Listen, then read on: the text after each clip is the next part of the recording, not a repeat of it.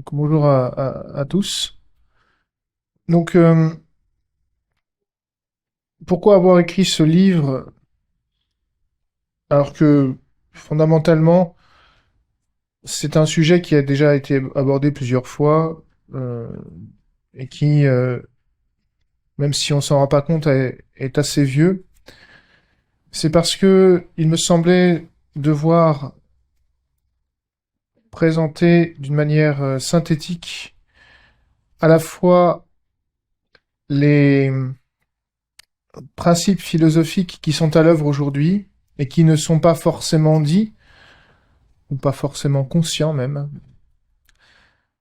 même chez ceux qui ont cette idéologie chevillée au corps et à l'esprit. Et donc il y a des présupposés philosophiques qu'il me semblait nécessaire de mettre à jour pour euh, comprendre ce qui se passe. Et aussi voir les conséquences. Parce que, bien sûr, les partisans de toutes les théories du genre vont nous présenter la chose d'une manière positive. Ils vont vouloir promouvoir quelque chose de positif. Mais simplement, au principe même de leur idéologie, il y a des idées qui conduisent à des conséquences dramatiques. Et donc, il fallait mettre à jour ces principes d'une manière relativement concise et synthétique pour aider les gens à comprendre et à refuser ce qui se passe aujourd'hui. Et il faut aussi donner des principes de réponse et une alternative à cette idéologie, d'une manière tout aussi synthétique. C'est pour cela que mon livre est divisé en deux parties, avec à chaque fois 7 idées, que je vais appeler d'abord euh, les idées qui sont à la base de l'idéologie que je dénonce, et des propositions en regard, qui sont des propositions pour donner des principes de défense et de solution à cette idéologie. Comme j'étais assez agacé de la l'utilisation du mot gender, parce que bon, c'est un terme anglais, je ne suis pas contre l'utilisation de l'anglais par principe, j'ai même fait une petite citation ou l'autre en anglais, mais il me semble que nous pouvons quand même trouver des mots dans notre langue ou en forger à partir du génie propre de notre langue pour désigner quelque chose. Alors on pouvait prendre le mot genre, je le prends dans le titre pour bien sûr capter l'attention du lecteur, celui qui voit la page de couverture du livre, mais le problème du mot genre, c'est un mot qui recouvre beaucoup de choses, parce que c'est un mot qu'on utilise en logique, hein, le genre, la différence spécifique, depuis Aristote, on utilise le mot genre. Et il y a des utilisations du mot genre qui sont très utiles, et puis donc ce à quoi nous renvoyons en utilisant le mot genre pour dénoncer les théories du genre.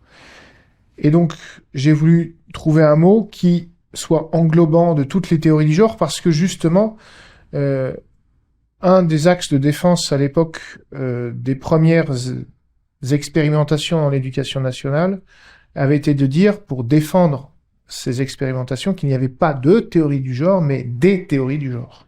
Parce qu'effectivement, les tenants de cette théorie sont divisés en écoles, et comme cela fait des décennies qu'ils s'affrontent idéologiquement, intellectuellement, comme finalement tout penseur.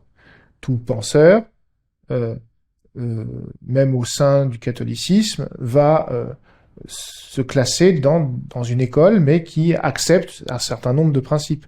Un théologien catholique, quand il a la foi, ce qu'aujourd'hui n'est pas forcément évident, mais à l'époque où c'était une évidence, les théologiens catholiques admettent le même matériel de base. Et donc on parle de théologien, on sait de quoi il parle. ils admettent tous le dogme catholique. Et là donc, comment appeler ces gens qui ont des théories différentes sur cette question du genre, et ne pas prendre ce mot genre parce qu'il est trop finalement imprécis et trop générique pour le coup, c'est ce qu'on peut dire. Eh bien, je me suis dit, voilà, quelle est l'idée de fond que ces gens véhiculent. Et ces gens, en fait, nous disent que le genre est une construction.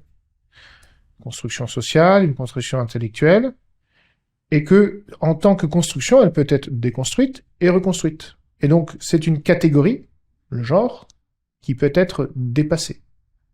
D'où l'utilisation d'un néologisme que j'ai inventé, le métagénisme. Aller au-delà du genre. Donc c'est pour ça que je préfère parler de métagénisme et de métagéniste. Parce que c'est plus précis et c'est relativement général pour concerner toutes les écoles des gens qui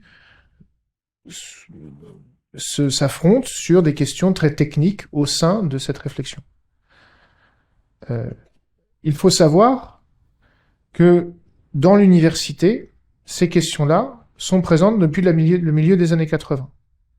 D'abord dans l'université américaine, et ensuite par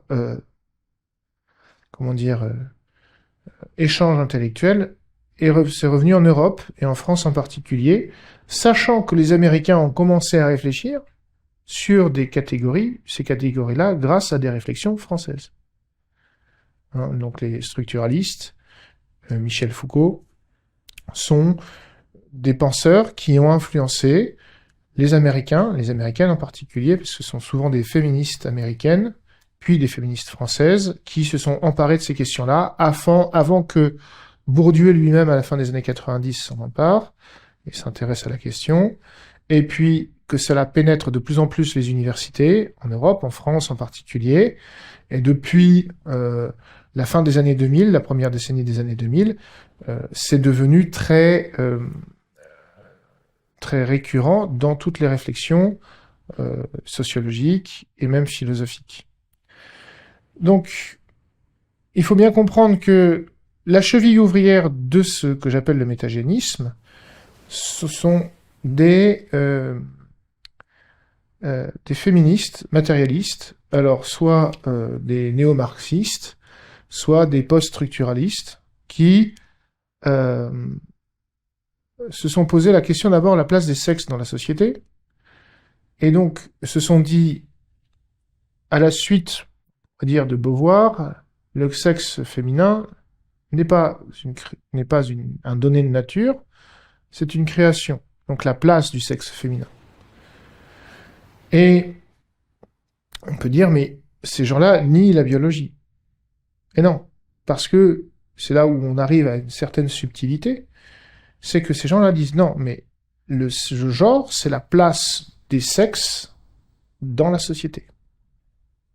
Donc, il ne faut pas dire qu'à la base, ils nient la biologie. Alors, ça commence à venir, des gens qui vont venir à nier la biologie, parce que, malgré tout, ça les gêne encore. Certaines personnes sont encore gênées par la biologie. Parce que la biologie, donc, du point de vue très matérialiste, admet des mâles et des femelles. Et donc, à l'origine, les métagénistes, c'est comme ça que je les appellerai maintenant, vous avez compris pourquoi, les métagénistes acceptent un donné de nature. Mais c'est un donné de nature qui n'a pas de signification particulière dans la société humaine. Pourquoi ?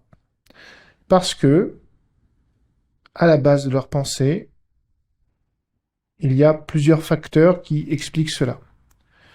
Plusieurs, j'osais dire, sources d'inspiration intellectuelle. Ce sont des contractualistes radicaux.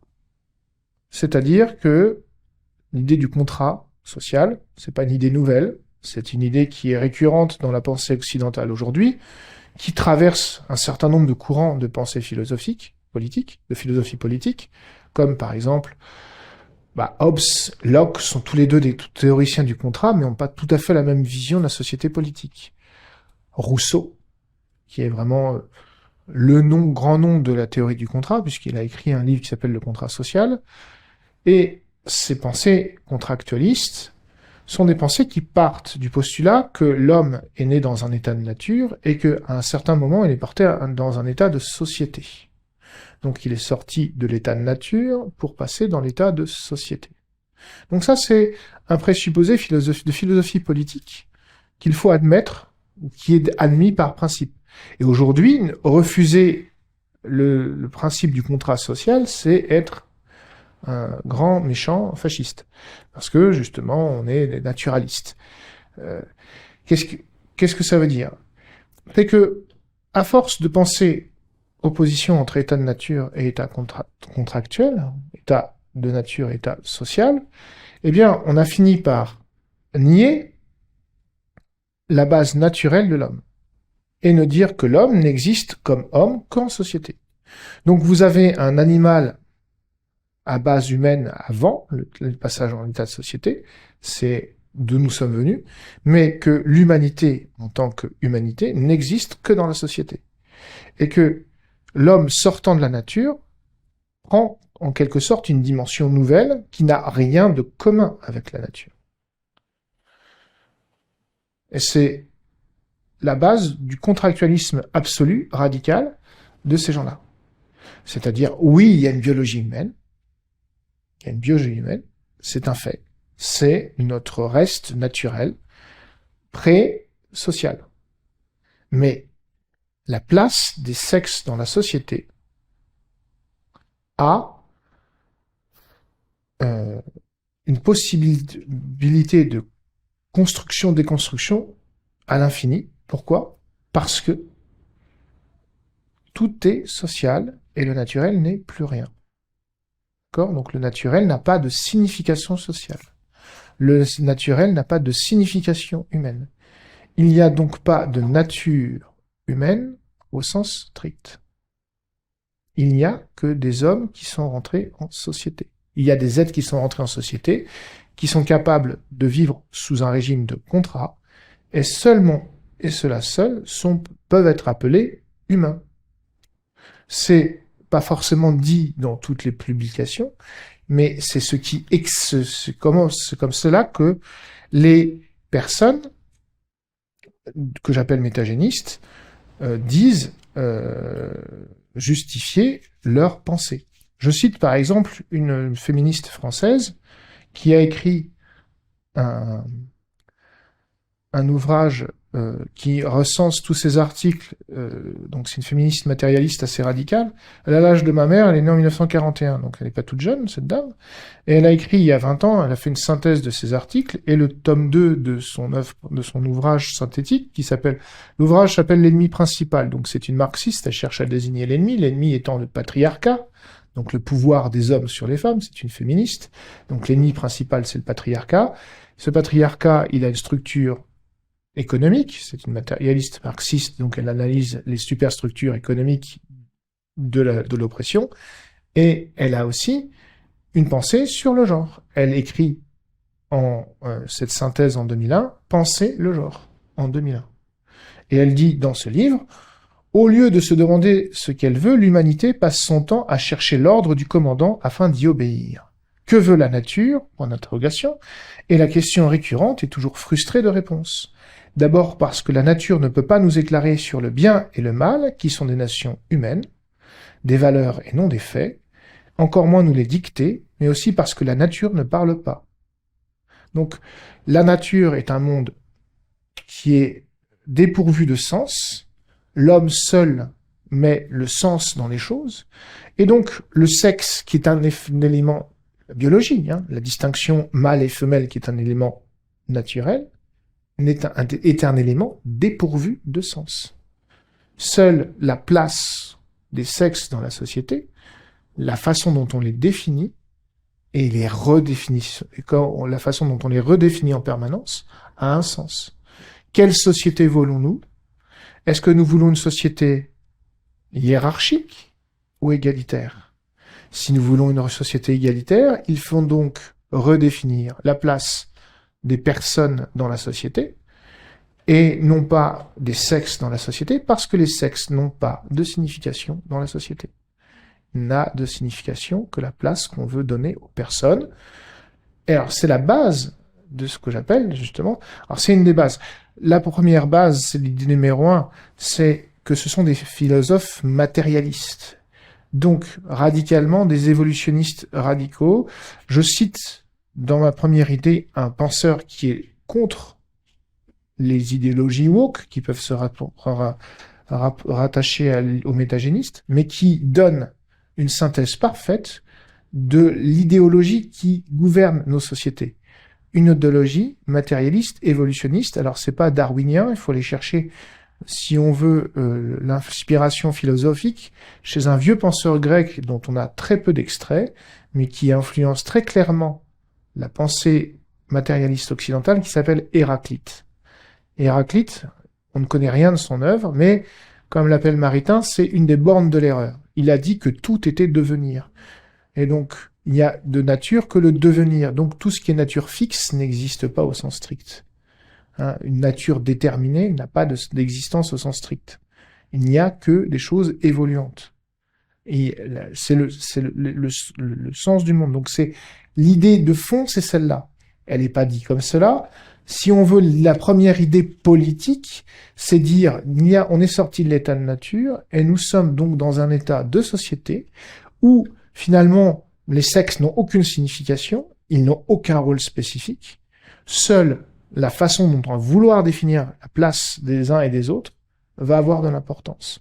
Et comme nous voulons instaurer une société égalitaire, eh bien, il faut détruire les structures de la société qui n'ont pas, qui empêchent l'instauration de l'égalité. Hein, si vous regardez une thématique récurrente de toutes les idéologies du genre, donc de toutes les idéologies métagénistes, c'est toujours pour instaurer l'égalité. C'est le but avoué, c'est le bien promu par ces gens-là. Nous voulons instaurer une société égalitaire, et de toute façon, cette société égalitaire, c'est au principe même de notre République.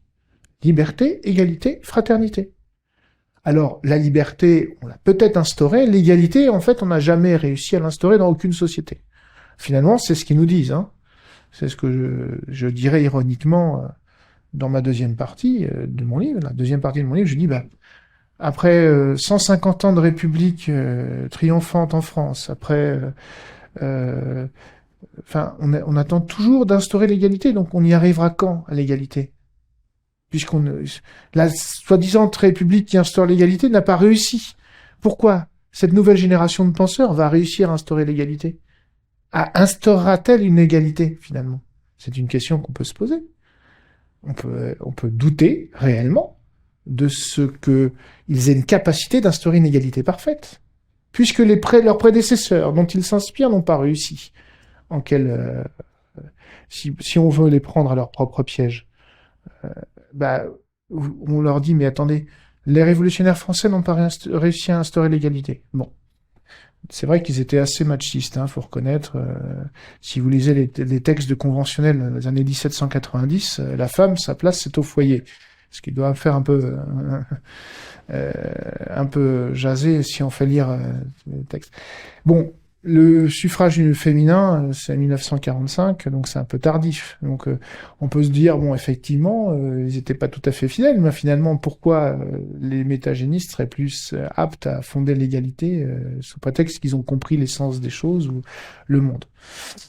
Peu importe. Ce qui est sûr, c'est que c'est d'ailleurs l'idée numéro 4 que j'appelle donc du métagénisme. L'égalité réelle est toujours à instaurer. Il faut absolument instaurer l'égalité, parce qu'il n'y a pas de liberté sans égalité, c'est ce que dit Rousseau d'ailleurs dans le contrat social. Donc c'est le bien à promouvoir pour ces gens-là. Et donc dès que vous êtes en dehors de l'attribution de genre généralement donnée, c'est-à-dire que quand vous êtes cisgenre, C'est la façon dont on attribue les genres. C'est pour eux, c'est purement artificiel, d'accord? Il y a un garçon, qui naît avec des organes génitaux masculins, parce que c'est de ça dont il s'agit.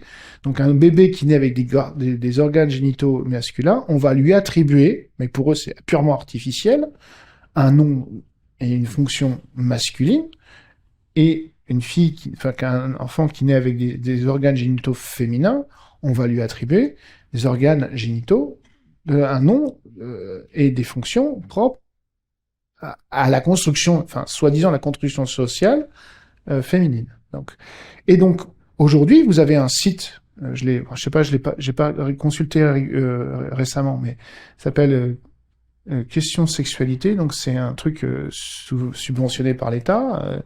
Il y avait donc le Santé publique France qui finance et qui vous dit, mais en fait, aujourd'hui, majoritairement, on attribue un genre qui est en concordance avec les organes génitaux. Mais c'est pas obligatoire, puisque c'est une construction sociale. Hein, donc, alors, le problème, c'est qu'il y a tous ces gens qui veulent redéfinir leur genre, parce qu'ils ne se sentent pas dans la construction sociale qu'on en fait, la projection sociale, ils ne se sentent pas adéquats à cette construction sociale, et donc ils veulent prétendre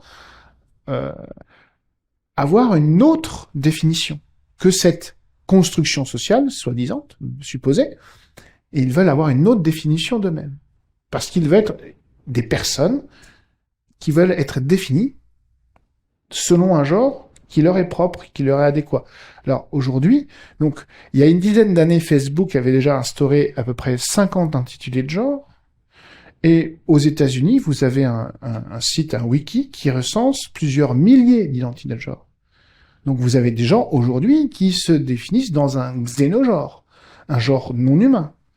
Vous avez des gens qui définissent dans un genre extraterrestre, un genre animal extraterrestre. Alors ça peut paraître, mais on matraque les gosses dans l'école avec ces idées-là. Et on dit c'est tout à fait légitime. Vous vous sentez ce que vous voulez être, parce que il ne faut pas que la société vous impose des cadres purement artificielle dans lesquelles elle a évolué pendant des siècles. Parce que ce n'est qu'une construction sociale. Et ce n'est pas un donné de nature.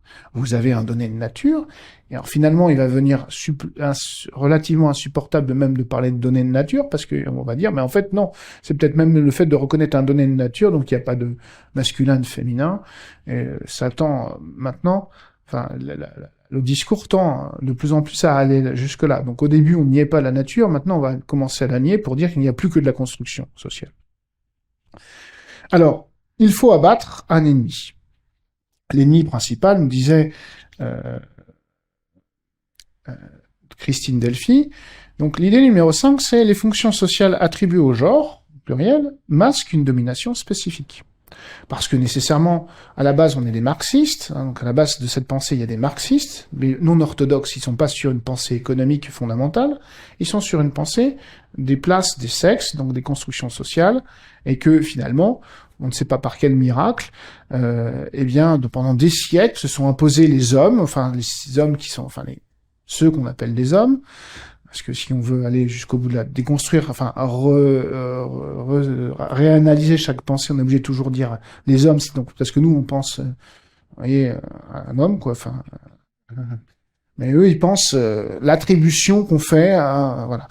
Donc le genre, donc cette construction sociale du sexe, eh bien cette construction, ces rôles on attribue au genre, donc au genre cisgenre blanc, enfin mâle d'abord. Mal, eh bien, c'est une construction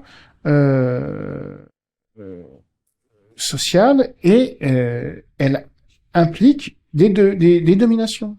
Parce que on va justifier de la domination du genre masculin sur le genre féminin et puis sur les genres mineurs, parce qu'on en a découvert des milliers. On va dénoncer parce que la société est structurée comme ça aujourd'hui. La société aujourd'hui est structurée comme cela. Et il faut donc déconstruire la construction sociale, puisqu'il n'est que construction, déconstruction, tout est une combination de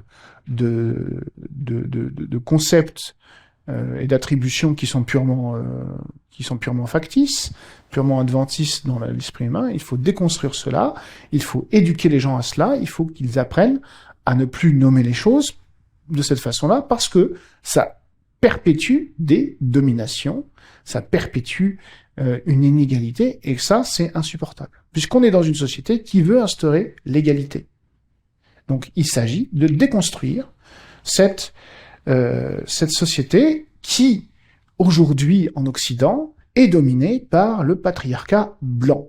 Donc là, on arrive à un truc où, justement, on arrive à se croiser avec l'idéologie qu'on appelle woke aussi. Donc, c'est-à-dire, il faut déconstruire cet état historique dans lequel nous sommes, qui fait que ceux qui sont dominants parce que ça a été construit comme ça, ce sont ceux qu'on appelle des mâles blancs. Donc il n'y a pas de blanc ou de noir en soi, encore une fois, c'est que une attribution artificielle dans un cadre de construction sociale. Donc il faut toujours décomposer le terme qui est patriarcat blanc, et on va donc instaurer une société, on va d'abord déconstruire la société actuelle dans ses bases, dans toutes ses racines, et ensuite on va réussir, soi-disant, à réintroduire une société égalitaire, parce qu'on aura réussi à libérer les gens des stéréotypes de genre, des stéréotypes de race, des stéréotypes de ce que vous voulez, des stéréotypes économiques, gna gna gna gna. Vous pouvez mettre tous les stéréotypes, qui sont encore que des constructions intellectuelles qui sont transmises par les structures de la société. Donc l'éducation a pour but de déconstruire tout cela, on met tout ça sur la table. Alors concrètement, comment on fait ? Eh bien, c'est la dernière idée que je mets, qui n'est pas forcément une conséquence nécessaire des prémices que je vous ai dit, mais qui est la conséquence, on pourrait dire, historique, l'état historique de la société dans lequel on est. Hein, c'est les minorités doivent s'isoler de la culture dominante pour en déconstruire l'influence. Et d'où on arrive à l'idée de non-mixité, dont on parle souvent aujourd'hui. Vous savez, on a parlé d'ateliers en non-mixité. Et on a même des gay pride où on chasse un certain nombre de personnes qui sont pas dans les bonnes catégories parce qu'elles empêchent les dominés de pouvoir s'exprimer en tant que gays, noirs, je sais pas quoi, tout ce que vous voulez. Mais donc on met les blancs derrière parce qu'il faut démixiser pour déconstruire jusqu'au bout et permettre aux soi-disant opprimés, qui sont opprimés par les structures cisgenres, patriarcales, blanches. Après, il y a peut-être d'autres catégories, on peut en trouver. Hein. Eh bien, on peut leur permettre ensuite de se libérer de ces catégories qui ont été une oppression insupportable pour elles et inconsciente, sans doute. On va leur permettre de se libérer de cela, et ensuite, on va pouvoir, une fois libérées de toutes ces catégories-là, les personnes seront aptes à pouvoir être libérées, donc fonder une société véritablement égalitaire. Le problème, c'est que on n'a pas l'étape suivante. Parce qu'après avoir tout déconstruit, après avoir séparé les gens dans des catégories, des sous-catégories, c'est quoi l'étape suivante pour construire une société soi-disant égalitaire? Une fois que les gens ont réussi à s'exprimer en dehors de toutes les catégories, à avoir échangé sur, leur thérapie de groupe, vous voyez, c'est quoi l'étape suivante après la thérapie de groupe en sous-catégorie? Ben, il n'y en a pas. Il n'y en a pas parce que, fondamentalement, et c'est là où je fais une petite transition, et je reprends l'idée d'Héraclite, je suis parti du matérialisme, et j'arrive en transition à Héraclite. Et c'est quoi l'idée d'Héraclite? L'idée d'Héraclite, c'est que le monde n'est qu'une évolution, et que, en fait, ce qui crée les choses, ce n'est pas une idée, c'est pas un être fixe, c'est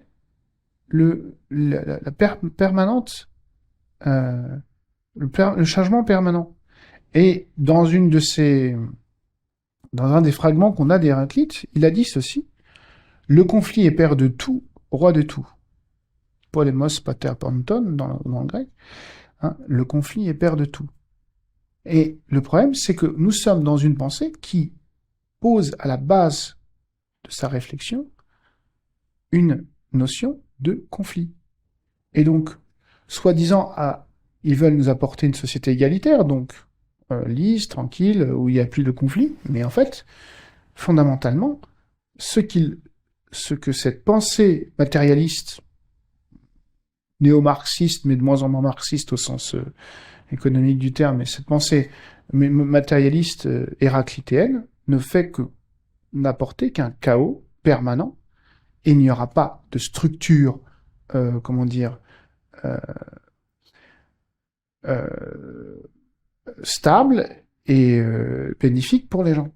Donc on déconstruit tout, mais on ne reconstruit rien. Et ça, j'essaye de le faire comprendre. C'est, je dis par exemple, les métagénistes nous promettent l'avènement de la société égalitaire par l'option conjointe des minorités. Doivent-elles créer une domination sur l'ancien groupe dominant? Mais si une femme blanche hétérosexuelle peut dénoncer une certaine domination sur les autres, elle doit reconnaître qu'une part d'elle-même domine les femmes racisées. Comment se dissoudront les minorités une fois les structures de domination patriarcale détruites? Voilà, on arrivera à une autre domination. Donc, en fait, la soi-disant égalité n'arrivera jamais, et on n'arrivera qu'à une domination, une nouvelle domination. Et en fait, le principe de base de soi-disant nous préserver de la domination, ou préserver certaines personnes de la domination, n'arrivera qu'à une nouvelle domination, parce que fondamentalement, les sociétés sont hiérarchiques, et elles sont toujours dominées par des minorités. Et donc on arrive à une nouvelle domination, qui est une domination d'une autre minorité, mais dont on n'aura pas le droit de dire le nom, parce que ça sera interdit. Parce que sinon on sera justement des méchants patriarcaux, ou comme vous voulez, blancs, qui cherchons à empêcher les gens de se libérer. Alors, je regarde pour pas que je vais laisser un certain temps aux questions. Il faut répondre à cette idéologie-là, et vous conviendrez, c'est il faut suivre la logique et il faut s'habituer, parce que, encore une fois, tout n'est pas dit dans l'idéologie qui est déployée aujourd'hui. Tous les présupposés philosophiques ne sont pas dévoilés, toutes les réflexions métaphysiques ne sont pas faites. On ne fait que marteler l'essentiel du discours métagéniste, c'est-à-dire instaurer l'égalité, libérer les gens des structures de domination blanches, patriarcales, gna gna gna gna gna. Donc ça, on martèle les gens, on fait en sorte que l'éducation nationale fasse bien son travail, on éduque les professeurs depuis des années dans ce sens-là. Il faut bien comprendre que l'éducation nationale est travaillée depuis plus de 10 ans par ça. Il y a des articles dans des revues de réflexion pour les professeurs de syndicats depuis les années 90, les années 2000. Donc on arrive à c'est pour ça que c'est bien rodé maintenant. Ça passe bien parce que c'est dans tous les rouages. C'est une réflexion est relativement ancienne, comme je vous le dis. Alors, comment leur répondre est pas forcément concrètement, c'est pas forcément facile, mais il faut essayer de comprendre les mots dont on parle, à quoi ils renvoient. Quand ils disent qu'il n'y a pas de nature humaine, si on dit qu'il y a une nature, mais la nature ne détermine pas quelque chose qui est nécessairement fixe et pétrifié. Faut pas rentrer dans ce genre de dialectique. D'abord, la nature indique une finalité. C'est des êtres dynamiques, mais qui ont une dynamique propre. Chaque être a une dynamique propre, et la nature humaine est un être de dynamisme. Et ça, c'est important à comprendre. Et en fait, en niant une part de la nature humaine, parce que c'est de nier une part de la nature humaine qu'ils font fondamentalement, en disant que la nature n'a pas de sens, et que seules les constructions sociales ont une importance et une valeur, eh bien, ils balaient une partie de nous-mêmes en dehors du champ de l'humanité. Et il faut réinstaurer dans le discours et dans notre défense le faire comprendre que l'être humain est un ensemble de dynamismes et que ces dynamismes sont appelés à se conjuguer. L'être humain est un être sexué. Il y a des mâles et des femelles, et c'est d'abord ordonné d'abord à la reproduction. On est d'accord. Ça ne veut pas dire qu'il y a ensuite aussi, peut-être, des fonctions spécifiques à certains sexes. Et c'est pour ça qu'on peut encore dire qu'il y a certaines professions qui sont interdites aux femmes, comme la mienne par exemple. Parce qu'il n'y a pas de sacerdoce des femmes. Pourquoi? Parce que ça se justifie dans par un certain nombre de raisons. Mais il y a des choses que les hommes ne sauront pas très bien faire ou ne sauront pas faire. Et vouloir absolument que les hommes portent des enfants, c'est vraiment vouloir nier les dynamismes de base de la nature humaine. Et donc, il faut faire accepter le principe de la nature comme un principe finalisé et principe des dynamismes multiples qui sont à la base de la vie humaine. Nous sommes des animaux, donc nous avons besoin de manger, et même aucun métagéniste va cesser de manger sous prétexte qu'il ne veut pas accepter le fait d'un donné de nature. C'est un donné de nature, nous sommes nécessairement obligés de manger, de respirer. Nous sommes nécessairement obligés, si nous voulons continuer à exister, si dans notre vieil âge, nous voulons avoir quelqu'un qui s'occupe de nous, avoir des enfants, de manière générale, je dis pas forcément tout à chacun, mais s'il y a plus d'enfants, il y a plus de société humaine. Et bon, les derniers, ils éteignent la lumière en partant, mais ça va être difficile pour eux. Ensuite, vous avez une tendance à découvrir la vérité. C'est pour ça qu'on a une intelligence, on écrit des livres et qu'on a des discussions entre nous. Et puis, on a aussi une tendance dans la vie politique, et donc la vie politique n'est pas une sortie de la nature, mais un accomplissement définitif de la nature humaine. Donc, on sort de cette idéologie d'opposition entre la nature et la société humaine. La société humaine n'est que la continuité ou l'achèvement de la nature humaine. Enfin, deuxième proposition, l'esprit n'est pas la négation du corps, parce que finalement, avec cette idéologie, comme on va autoriser la transsexualité, on va la promouvoir, on va donc promouvoir la mutilation. Parce que vous vouliez ou non, on contredit. Quand on a, par exemple, un transsexuel, il va être opéré, et il va prendre des hormones qui vont contredire les tendances naturelles de sa propre... de sa physiologie. Ceux qui veulent avoir un aspect d'homme qui sont nés femmes, eh bien, ils sont obligés de prendre des hormones toute leur vie pour contredire la production innée de leur ADN. Leur ADN va coder, je suis pas un grand spécialiste de cette question-là, mais par exemple, une jeune femme a écrit un livre, Enquête sur la dysphorie de genre, et elle dit très bien, dans ce livre, donc s'appelle Pauline Quillon, elle dit très bien, mais ceux qui sont transgenres, toute leur vie, ils vont devoir contredire leurs tendances naturelles, ils vont devoir se battre contre eux-mêmes. Donc, quelque part, ils vont se mutiler en permanence. Et donc, c'est paradoxal pour des matérialistes, mais il y a une sorte de négation du corps dans cette idée-là. Sous prétexte d'une idéologie, eh bien, on va nier le corps. On va nier ses tendances. Ensuite, oui, il faut défendre l'idée de liberté, mais pas n'importe quelle liberté. Il faut défendre la naturalité de la société politique.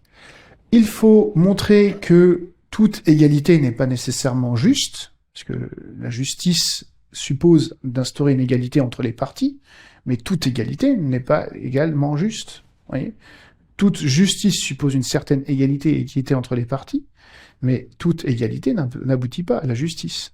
C'est un petit peu une sorte de, comment dire, de sophisme inconscient ou non dit qui s'opère dans la mentalité des gens. Quand vous niez la nécessaire égalité, l'égalité qu'ils veulent instaurer en leur disant que c'est pas une bonne égalité, on va dire vous êtes contre l'égalité et donc contre la justice. Non, on dit l'égalité ça n'aboutit pas forcément à la justice. Et ça, faut le dire. Parce que c'est ce qui est induit dans leur pensée. Enfin, je donne comme élément, piste aussi, de montrer que la famille, basée sur des fonctions spécifiques, père et mère, puisque comme vous avez compris, le patriarcat c'est l'ennemi principal, donc il s'agit de détruire la fonction paternelle. Elle est déjà bien détruite dans notre société. Si il y a eu autant d'émeutes en juin et juillet, c'est que les pères de famille soit n'ont pas fait leur boulot, soit n'existent plus, soit sont empêchés de le faire. On a tous vu l'image de ce père de famille qui venait prendre son fils et le mettre dans son coffre parce qu'on avait marre que son fils participe le père a fait son boulot pour le coup. Et donc le fameux Naël, son père n'a jamais vu son fils, et donc n'a jamais pu faire la fonction paternelle. Sa mère l'a privé de son père. Hein. Donc le Naël est devenu une espèce de délinquant, et la plupart des délinquants sont généralement des gens qui sont privés de leur père. Donc il faut arrêter de scier d'un côté l'arbre et de dire pourquoi il tombe. Ah oui, vous cassez la fonction paternelle. Donc, si on veut sauvegarder l'humanité dans ce qu'elle a de sain, de noble, de beau, eh bien, il faut commencer par sauvegarder les fonctions spécifiques au père et à la mère. C'est peut-être pas très progressiste comme programme, mais c'est au moins ça a fait ses preuves. Donc, ma proposition numéro 6, c'est la famille selon la nature comme rempart au meilleur des mondes. Je pense que je n'ai pas assisté aux conférences d'aujourd'hui, mais je crois que ça va faire écho à ce qui a déjà été dit. Et enfin, j'essaye de laisser une phrase qui peut emporter une large adhésion, parce que moi je pense qu'il faut vraiment taper large contre ces gens l'idéologie de ces gens, montrer que, en fait, ce qui est, il s'agit de sauver contre ces fous métagénistes, il s'agit de sauver l'humanité de l'homme. Ils disent il n'y a que d'humanité qu'en société, que dans nos principes à nous. Non, ces gens-là sont en train de fonder une société complètement inhumaine, complètement déstructurée et complètement détruisante, enfin qui détruit l'humanité de ce que nous sommes. Et je cite le commentaire de Saint-Augustin sur la fameuse phrase de Terence « Homo sum humani nihil ame alienum putos », donc c'est une phrase qui veut dire « je suis homme et rien de ce qui est humain ne m'est étranger ». Cette phrase, Cicéron la citait souvent. Cette phrase, Saint-Augustin s'est permis de la commenter. Et il dit, voilà, ce qui fait l'union des âmes humaines touche tellement au sentiment de tous qu'il ne se rencontrera pas dans cette assemblée, qui a applaudi la première fois où cette sentence a été dite au théâtre, il ne se trouvera pas dans cette assemblée un seul homme qui ne se sentit le prochain d'un homme, quel qu'il fût.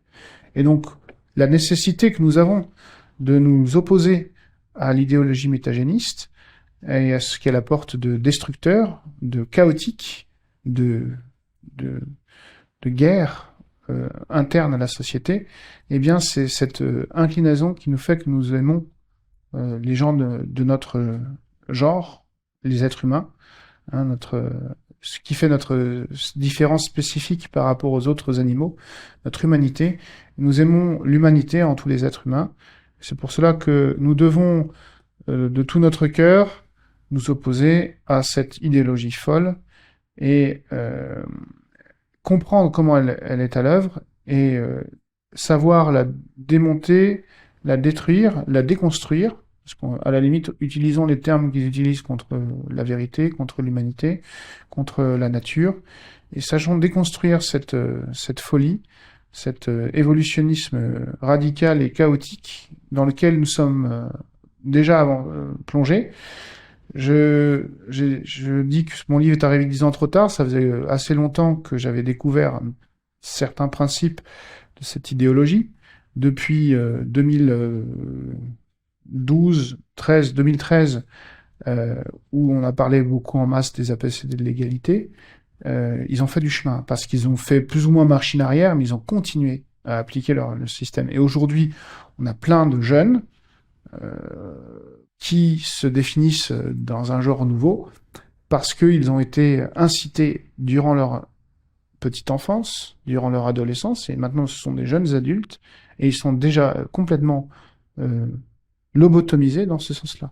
Et donc et quelque part, on leur dit, mais c'est tendance de changer de genre. C'est bien de changer de genre. Donc en fait, on est face à une urgence. On n'est pas face à l'équilibration de quelques féministes aigris qui, dans au fin fond de leur laboratoire de sociologie, ont échangé et se sont invectivés pour aboutir à des théories plus ou moins fumeuses. Mais on est face à du concret. On est face à une politique mondiale, à une politique qui touche aussi l'Église, malheureusement, puisque quand vous regardez ce qui s'est passé dans les préparations du synode qui vient de s'ouvrir, on voit des trucs quand même qui vont dans ce sens-là. Hein. Donc, il faut bien voir que nous sommes face à une idéologie mortifère, une idéologie destructrice qui ne laissera derrière elle que des ruines et beaucoup de malheureux, parce que ceux qui se seront fait mutiler et puis qui voudront faire machine arrière, il sera trop tard. Et puis, ça sera difficile aussi de restaurer, je veux dire, une société humaine si on a éduqué des générations et des générations à refuser toute forme d'action paternelle, d'action spécifique, et d'accepter les données de nature les plus essentielles, parce qu'on quand même dire que là on touche à l'intime de l'homme hein, dans cette histoire-là, puisqu'on nie un des dynamismes profonds qui est le nôtre, qui est une des spécificités de l'animalité, qui est une distinction entre mâle et femelle. Donc j'espère vous avoir intéressé à cette petite brochure que j'ai voulu courte. Alors, ce qui fait la difficulté, c'est qu'elle est un petit peu dense. Donc, c'est un faux ami et ça a l'air petit, mais ça se lit plusieurs fois. Et par contre, ce qui est intéressant, c'est que ça se met dans la poche. Donc, je suis prêt à maintenant écouter vos questions sur ces livres et sur cet exposé. Merci.